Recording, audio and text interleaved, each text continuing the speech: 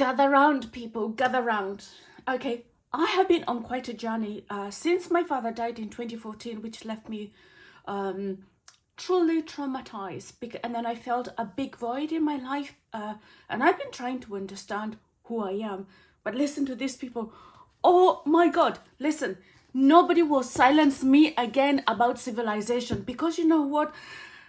What I have been finding out is truly insane. So I started off by reading a book that was written by an anthropologist, and I just want to cross-check the facts. So I started reading this book, Facing Mount Kenya, by Kenya's first president, Jomo Kenyatta, and seriously, my God. So I have found out about sex education, and this will blow your mind. Now, yes, we had sex education in our community amongst the Gikuyu people, and it's like no other sex education. So after the boys and the girls went through their initiation program, the girls had intense sex education classes. So did the boys. Okay, so the girls were taught how to have, if you like, eroticism without anybody ever touching their girl parts. And so part of this was for them to be taught how to wear a special skirt. So they wrapped the skirt around them. So they were assigned a matriarch who would show them how to wear this skirt. So they would wear this skirt, and it's tucked all the way around. And the boys, listen to this, the boys were taught how to tuck in their boyhood all the way at the back. And so what would happen is, these are just, they went through a period of about 4 or 5 years of just sexual exploration without ever having penetration or even ever touching each other's genitals. This is insane.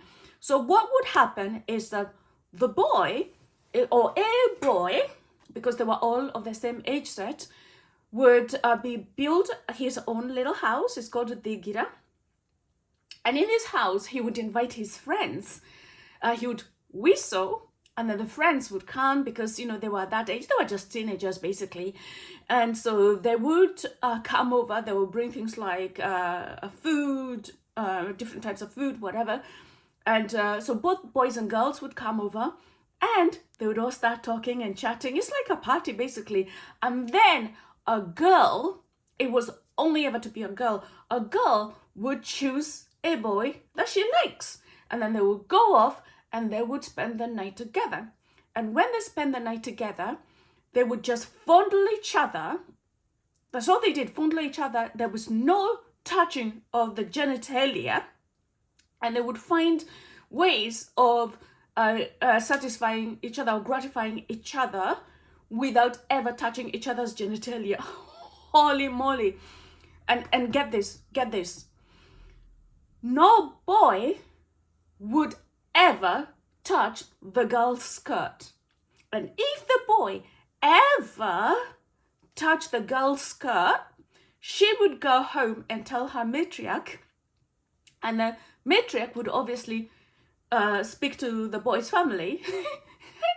Listen to this. If ever, it never happened, but actually, if ever something like that were to happen, the boy will be ostracized.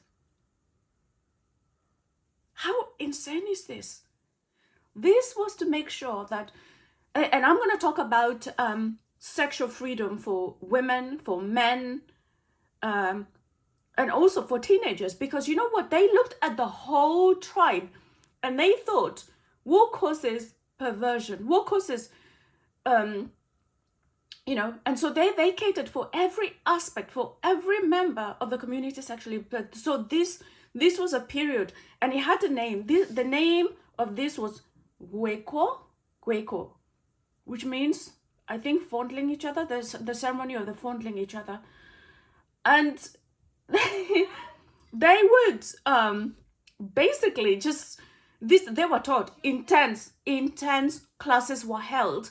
And these classes were held continuously so that young men knew how to respect women, and women knew how they should be respected. Get that? It's insane. My God, like I cannot believe just how progressive we were. And yeah, don't forget to subscribe. Follow me. I'm on Instagram. I'm on TikTok.